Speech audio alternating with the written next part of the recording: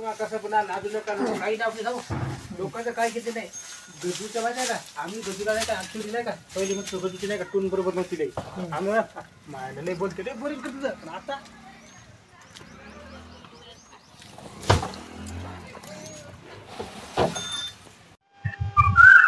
तर शेतकरी मित्रांनो, आपल्या स्वयंभू ऑर्गॅनिक फार्म शेती जोड व्यवसाय या यूट्यूब चॅनलच्या माध्यमातून ग्रामीण भागामध्ये शेतीला जोड व्यवसाय करणाऱ्या तरुणांच्या मुलाखती मी तुमच्या समोर आणण्याचा प्रयत्न करत आहे. तर आज आपण हे आजे काळेचं शेड झाल्यानंतर आपण यांचं पूर्ण माहिती जाणून घेणार आहोत की कशा प्रकारे शेडला किती खर्च आला, काय आला. या तरुणाने शून्यातून हे स्वराज्य निर्माण केलेलं आहे. तर आपण जाणून घेणार आहोत यांची यशोगाथा. तर आमच्या प्रेक्षकांना तुमचं पूर्ण नाव आणि पत्ता सांगा एकदा. अजय काळे, मराठा तालुका हातगाव, जिल्हा नांदेड. बरं. तर आपण दुग्ध व्यवसायाला सुरुवात कधीपासून केली?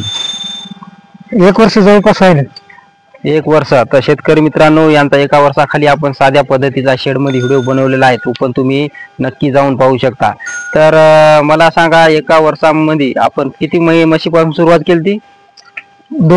2 म्हशीपासून सुरुवात केली. तर हे बघू शकता, अशा प्रकारे नियोजन केलेलं आहे. तर आता आपल्याकडे ही म्हैस कुठून आणली? ही विकत आणली? नाही, घरचीच आहे. ही घरची आहे का? पहिल्या जुन्या म्हशी. आता गाभण आहे कशी आहे? नाही, गाभण नाही. गाभण नाही. बरं. आणि ही म्हैस? ही गाभण आहे. गाभण आहे. बरं बरं. आणि ही किती महिन्याची गाभण आहे? 8.5 महिने. बरं. ही कितीला विकत आणली? 75,000. 75,000ला. बरं बरं. आणि ही इकली म्हैस? ही पण गाभण आहे. टाइम 20 दिवसात येते. ही 20 दिवसात येते का? बरं बरं. तर ही आपल्याकडं किती महिने झाले आणून? आपल्याकडे 3 महिने. बरं बरं. आणि ही म्हैस? ही 60,000. 60,000. बरं बरं. आता गाभण आहे की दूध देते? गाभण पण आहे. ही दूध देते का? गाभण पण आहे. किती लिटर दूध देते? दूध तशी विल्याच्या नंतर 5-5 लिटर देते. आता एक टाइम 4-4 लिटर देईल. बरं. मग दूध डेअरीला जाते का वरवी? नाही, डेअरीला नाही, वरवी. बरं बरं. तर मग हिच्या दुधातून आपल्याला रोजचं किती इन्कम मिळाले अंदाजित? हिच्यातून आपल्याला 200-250 रुपये होतात. 200-250 रुपये रोज. बरं. आता गाभण पण आहे ना? हो. बरं. तर हे बघू शकता शेतकरी मित्रांनो, कशा प्रकारे नियोजन केलेलं आहे. बघू शकता कमी खर्चामध्ये. हे बघू शकता यंगल रवलेले आहेत आणि नेट सेट मारलेला आहे. आणि यांचं पहिले एकदम जेव्हा स्टार्ट सुरू केलं ते तसं अशा प्रकारचं शेड होतं बघू शकता म्हशीसाठी. आणि येथून या शेडमधून शून्यातून स्वराज्य निर्माण करून हे अशा प्रकारचं वैभव या युवा दुग्ध व्यवसायक अजय काळे यांनी उभारलेला आहे. तर आम्हाला एकंदरीत सांगा, आपण छोटे छोटे व्हिडिओ बनवले आपल्या युट्यूबवर. हे शेड कधी बांधले? याला 1 महिना झाला. 1 महिना. बर. तर हे बघू शकता अशा प्रकारे. आणि ते त्यांचं पत्राचं जुनं शेड, त्यात कुटार वगैरे आहे. हे गव्हाण. तर हे गव्हाण किती बाय किती आहे? लांब आहे 30 फूट. बर. अशी 3 फूट आहे. बर. 3 बाय 30 आहे का? बर. तर हे बघू शकता मशीनना कशा प्रकारे. 10चं बजेट आहे. याचं चारा टाकलेला आहे. कितीचं बजेट आहे? 10,000 लागली काय? नाही, 10 म्हशी बसतात तेवढ्यामध्ये. 10 म्हशी बसतात का? बरं बरं.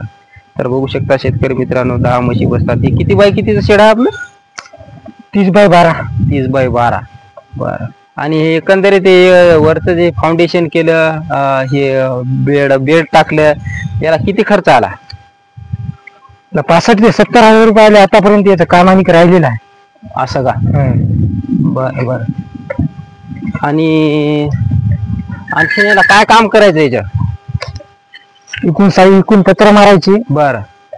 जाळी इकून पण पत्र मारायची, इकून मारायची, इकून पण मारायची. म्हणजे इथं छोटी वाट ठेवायची, मग ती व्हायला जाईल. बरं. वरून टाटी करून टाकायची. उन्हाळ्यामध्ये म्हशीला ऊन लागू नये, थंडावा राहा. थंडीवर राहा. बरं. तर थंडावा का? त्यामुळे म्हशीला फरक पडते का? हो. बरं. तर बघू शकता शेतकरी मित्रांनो, युवा उद्योजक कशा प्रकारे नवनवीन सुधारणा करत आहे. आणि हे बघू शकता कोबा केलेला आहे. तर मला सांग, पहिला आपल्या शेडला कोबा नव्हता, त्यावेळेस किती मेहनत घ्यावी लागायची ना आता हे असं कोबा केल्यामुळं किती मेहनत वाचली? पहिले जे काम व्हायचं ते 1 घंट्याचं काम आता 15 मिनिटात होतं. बर, आता 15 मिनिटामध्ये साफसफाई करून मोकळं. हो, मोकळं. बर, मग सकाळपासून नियोजन कसं राहते म्हशीचं? सकाळी लवकर उठायचं. सकाळी पहिले चारा आणायचा. बर. चारा आणून टाकायचा मधामध्ये, हा मशीन मध्ये काढायचा, हा.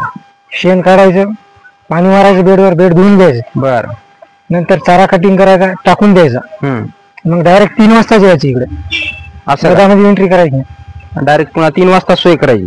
3ला जेवण एकदा चारा टाकायचा. हा. 4 वाजता पाणी पाजायचं, शेण फेकायचं, बेड धुवून घ्यायचं, बस संपलं. बर, तर आम्हाला सांगा, आमच्या प्रेक्षकांना, तर आपल्याकडं म्हशी पण खरेदी विक्री होतात? हो. बर, तर मग त्याबद्दल मला माहिती सांगा. दुग्ध व्यवसाय करता का वगार पालन? म्हशी गाभा घालून विकायच्या? नाही, गाभण असलेली आणायच्या 4-4.5 महिन्याच्या. हा.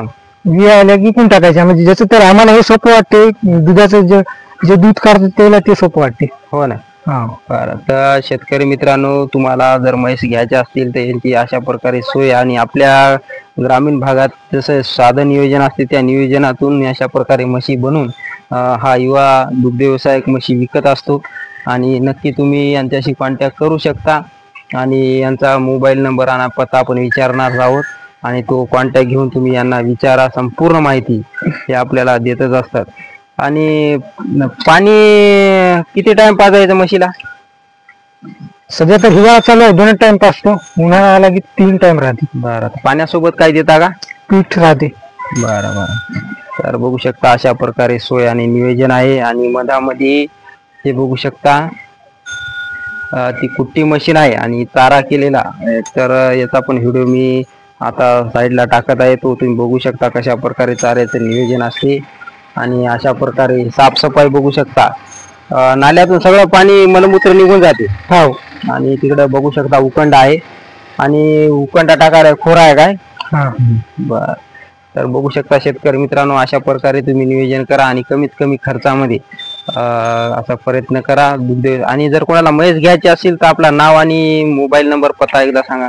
95-031-38 मोबाईल नंबर. बर. नाव अजय काळे, मराठगाव. आणि पत्ता आपला? तालुका हातगाव, जिल्हा नांदेड, राहणार मराठगाव. तर नक्कीच ज्यांना कोणाला म्हशी लागत असतील, माहिती लागत असेल, तर या युवा दुग्ध व्यवसायाची आपण भेट घालू शकता. आणि नक्की आपल्या चॅनलवर नाही असाल तर चॅनलला सबस्क्राईब, व्हिडिओला लाईक करा. जय जवान जय किसान.